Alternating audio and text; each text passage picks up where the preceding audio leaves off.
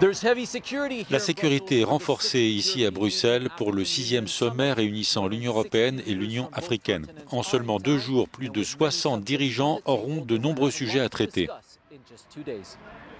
Environ 25% de la population africaine a accès à Internet. La transformation numérique est une priorité pour beaucoup de pays, et notamment la République démocratique du Congo, où l'absence d'infrastructures numériques n'est qu'une des difficultés rencontrées. Le premier problème, c'est celui de la régulation.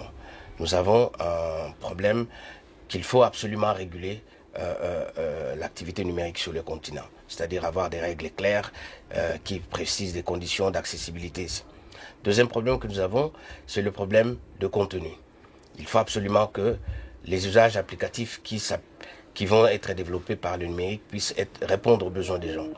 Afin de réguler et financer la transformation digitale, la République démocratique du Congo est l'un des 136 pays à avoir adopté une réforme de taxation internationale conclue à l'Organisation de coopération et de développement économique. Cette dernière fera en sorte que les entreprises multinationales paient un impôt minimum. En Afrique, il existe un grand nombre d'incitations fiscales inutiles.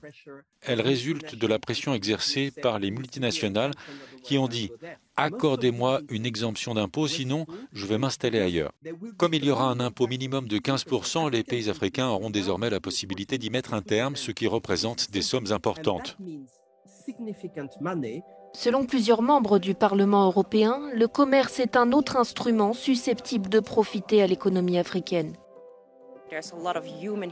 Il y a beaucoup de capital humain là-bas, une jeunesse, des femmes entrepreneurs et des femmes puissantes dans les domaines de l'innovation et de la technologie. Il existe de nombreuses opportunités sur le continent africain et l'Union européenne devrait être le partenaire commercial privilégié du continent en matière de commerce juste et équitable. En combinant la fiscalité, le commerce équitable et le capital humain, l'économie africaine peut faire un pas de géant vers son avenir numérique.